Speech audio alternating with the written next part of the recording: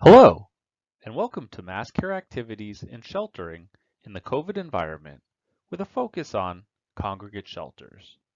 This is the second version of this presentation and incorporates new guidance and hundreds of the questions that have been received and some lessons learned from some recent disaster relief operations. As our understanding of the virus, our lessons learned, and community and emergency management approaches continue to evolve, so does our guidance. Please refer to the DCS COVID-19 Toolkit regularly to make sure that you're reviewing the most current information. This presentation is intended for the Red Cross workforce, and it's also available for our partners. When Red Crossers are sharing this with our partners, such as public health, emergency management, and the community agencies that we serve alongside, it's an important opportunity for us to gain better understanding of their capabilities and together develop our shared plans. Let's dive in. We have two key messages that must be stressed at the outset of this presentation. The safety of our workforce and clients remains our priority. There have been important changes and adjustments to our sheltering procedures, and our adjustments align with the recommendations from the CDC and public health. The ultimate goal of sheltering remains the same, providing a safe place for people who are displaced and affected by disaster to begin their recovery process. Here we see what guides our sheltering activities right now. Our fundamental principles: humanity, impartiality, independence, neutrality, voluntary service, unity, and universality. The sheltering standards and procedures: our continuous focus to maximize the unity of effort and safety by aligning with government and public health, the COVID-19 concept of operations, and finally, the Sheltering in COVID-19 Affected Areas job tool. This job tool lists a number of guiding principles which provide flexibility in meeting the mission, as every scenario cannot be covered in this guidance. Again, our preference is always to use non-congregate shelters whenever possible.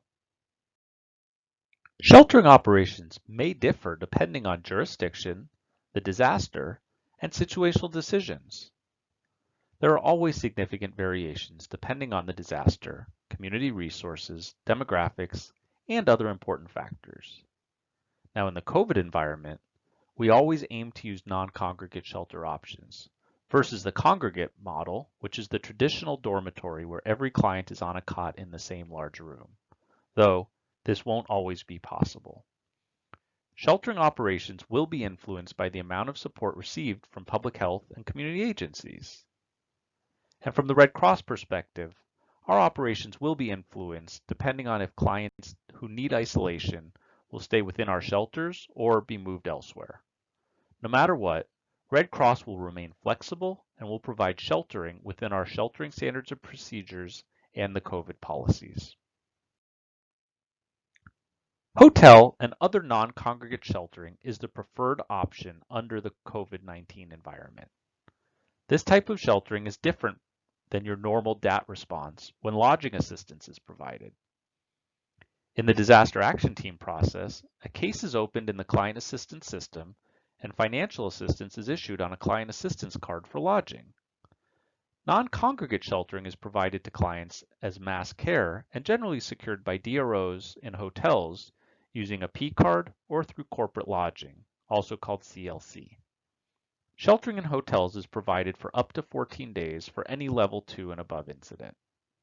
When hotel sheltering is not possible, then Red Cross will work with the community to set up congregate shelters as a last resort.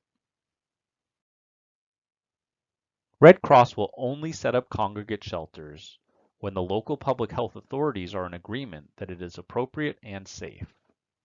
In addition to Red Cross seeking the approval of public health before the opening of a congregate shelter, Red Cross will also seek guidance from public health on how screening, social distancing, and isolation should take place at the shelter site. But there may be times when the public health department is not able to be a resource on site. Here we see a graphical diagram of a congregate shelter site. Again, note that congregate sheltering is not our preference. The preference is for the local emergency management agencies and the Red Cross to identify non-congregate shelters, such as hotels, college dormitories, or campsites. If needed, the congregate sheltering guidance includes that the shelter size should not exceed 50 or more clients, and they are provided with 110 square feet per client. There are 3 separate areas: screening, isolation care area, and dormitory, and there are physical barriers between each of these. There's a one-way drop-off for supplies, and pets are not allowed inside the dormitory. And we see in this graphic that there's a separate location away from the dormitory in the isolation area that ideally is operated by the lead animal agency or their designee at the shelter site. As we continue this presentation, we will see more details about the other information in this graphic. But first, let's focus on what's different, how we're adjusting our operations to minimize the spread of COVID-19.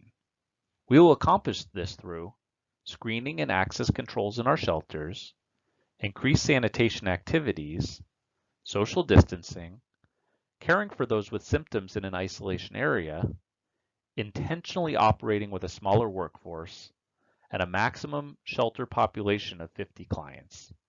If there are events where congregate shelter is the only option and more than 50 clients need shelter, then we will strive to open additional separate facilities in order to maintain the safety of everyone.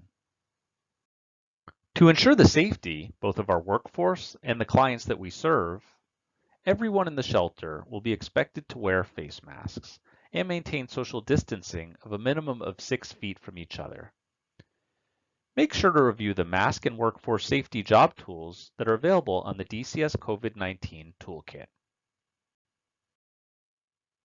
Screening for a shelter should be set up at the entrance of the facility.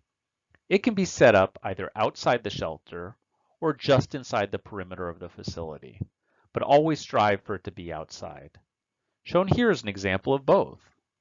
Note that interior screening should only be set up and used if the foyer area is completely separated from the dormitory, isolation, and feeding areas. As shown here, a physical barrier must be set up to ensure that all shelter personnel go through the screening area first, before entering any other areas of the shelter.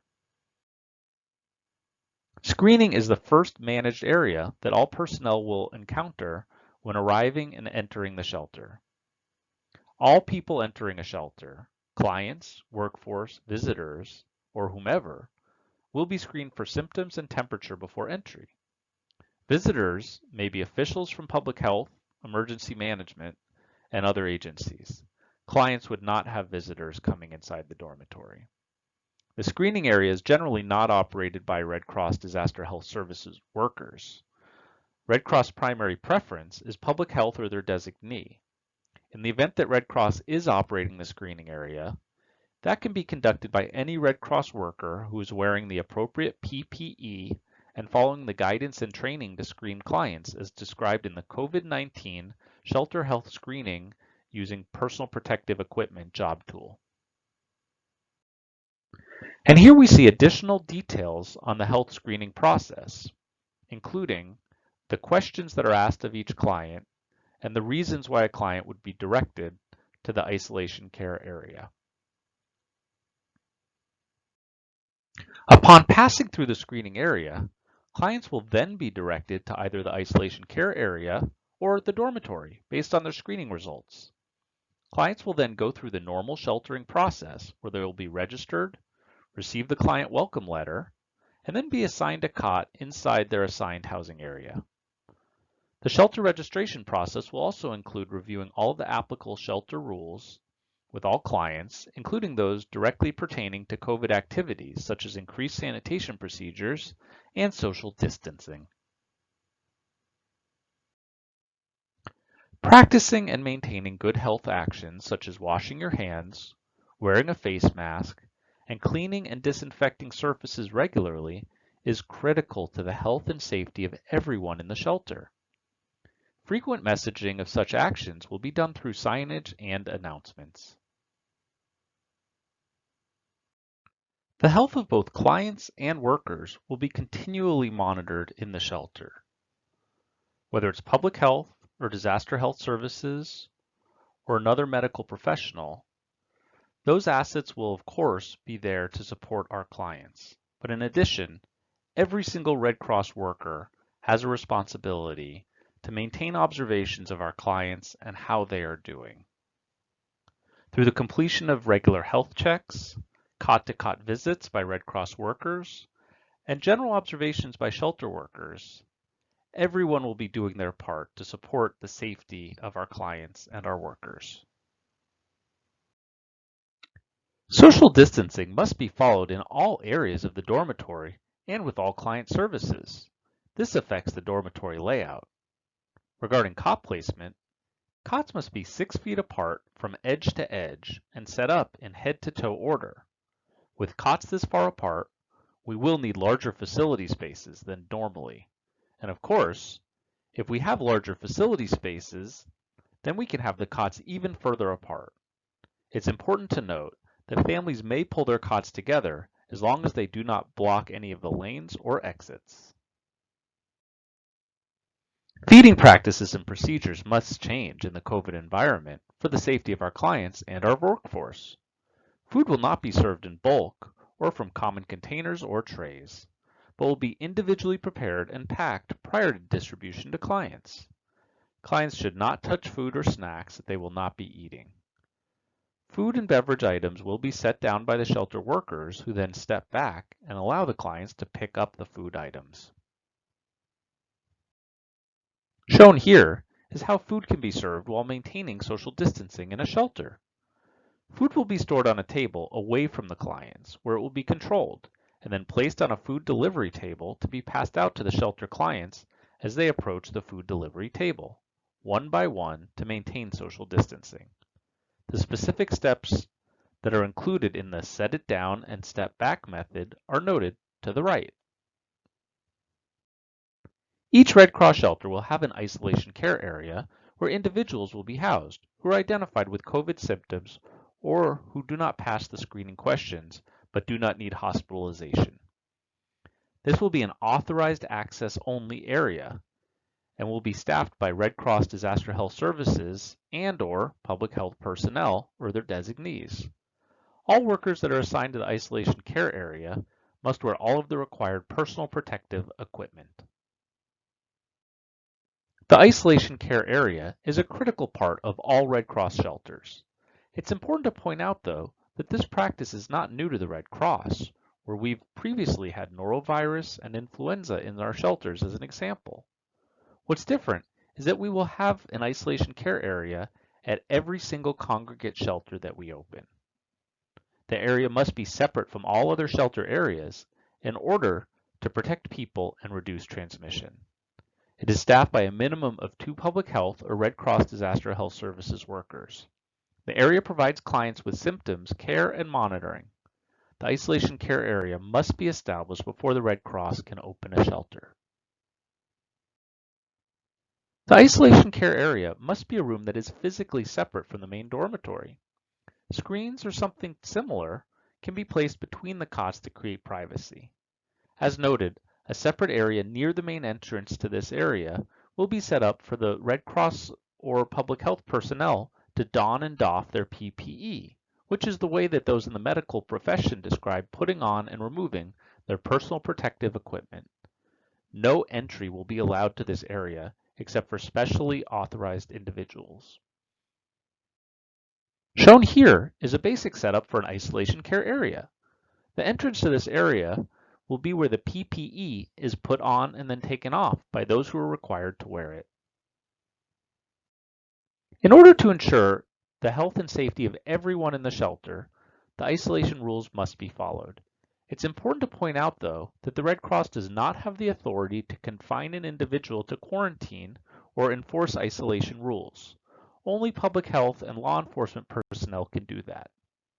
But individuals that do not follow the shelter rules should be counseled to correct their behavior, and if necessary, they can be removed depending on the situation. The safety of our clients and our workforce is our top priority. For guidance on evicting shelter clients, Red Cross workers can refer to the respective tip sheet on the sheltering toolkit. Due to operating shelters in a COVID environment, The Red Cross cannot accept donated items due to the possibility that the donations may be contaminated. When local residents stop at a shelter to donate items, shelter workers should explain why we cannot accept the items, but thank them and then direct them to another organization who may be accepting donations. We also have signage available, as you can see on the left, that can be posted outside of the service delivery site. We recognize that many Americans will not evacuate without their pets, and given that many families are now staying home full time, the bond between humans and their animals will likely be stronger than ever.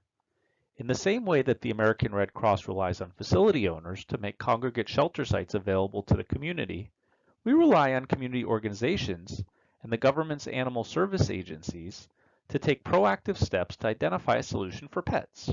Ultimately, communities must identify and support a lead pet sheltering agency who will provide the vital pet sheltering services that families need. Red Cross is eager to convene and co-plan our efforts so that all families affected by disasters have a safe location to begin the recovery process. Service animals are always welcome in Red Cross shelters, even when operating in the COVID-19 environment. Depending on the laws of your state, assistance animals may also be allowed. This slide shows the makeup and positions of a COVID shelter team for an under 50-person shelter. These teams will have a ratio of about 1 shelter worker for every 10 clients. The team compositions may be added to based on the complexity of the shelter. As an example, if Red Cross will be the ones working in the screening and isolation care area, then additional Red Cross workers will be assigned. And many support services for clients will be delivered virtually, with remote team members including health services, reunification, spiritual care, mental health, recovery, and shelter transition. Red Cross workers will be assigned to both the day and night shifts in a shelter. At least 2 workers must always be present in the dormitory, and this must include at least 1 Red Cross worker. The second could be a shelter client serving as a volunteer. Since the staffing level of a COVID shelter team will be small, engaging shelter clients as workers to support shelter operations is important. The safety of all workers is essential and the #1 priority of the Red Cross. All Red Cross staff and volunteers must pass the pre-deployment screening questions in advance of deployment, and their health and safety will be assessed on a daily basis. Workers could travel to the deployment assignment via a rental car or a Red Cross fleet vehicle, and may be asked to transport supplies as needed. Red Cross personnel that are physically deployed should factor in additional time for their availability due to the situation of being directed to isolate due to exposure to someone with the virus. Now, as we wrap up, let's look at our guiding principles. These 14 guiding principles are found in the Sheltering in COVID-19 Affected Areas job tool. In providing sheltering solutions for communities affected by COVID, these guiding principles provide important considerations.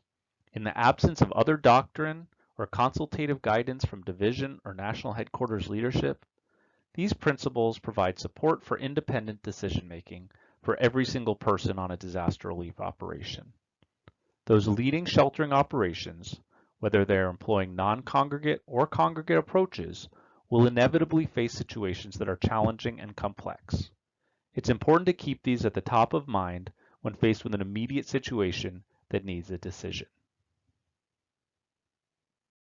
To wrap things up, here's some final thoughts. Or in other words, if you only remember 3 things from this 20-minute presentation, it's vital that we all take away that the Red Cross mission and our fundamental principles have not changed.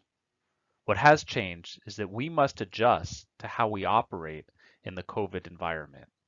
Congregate shelters are not the preferred approach of the Red Cross at this time. We'll explore options, including hotels and other non-congregate solutions. In the event that we must adjust how we operate congregate shelters, there are key changes that are outlined in this presentation and the associated job tools. Red Cross is the beacon of hope to many of those who lose everything or are displaced or simply affected by a disaster. We cannot allow these additional adjusted practices to get in the way of providing caring, Client-first sheltering. Know that it is impossible to plan for every what-if question. There may be many tactical decisions that may need to be made when the situations arise. Know what our guardrails are and that there will be support to carry out what is right and safe for our clients. As we can no longer provide a hug to a client in a shelter or demonstrate caring in many of the ways we previously have, please spend time now thinking about the ways that we can be there to help our clients. Take time to review all of the documents on sheltering and mass care on the COVID-19 toolkit on the Exchange. Finally, we want to make sure that if you have questions that you are getting answers.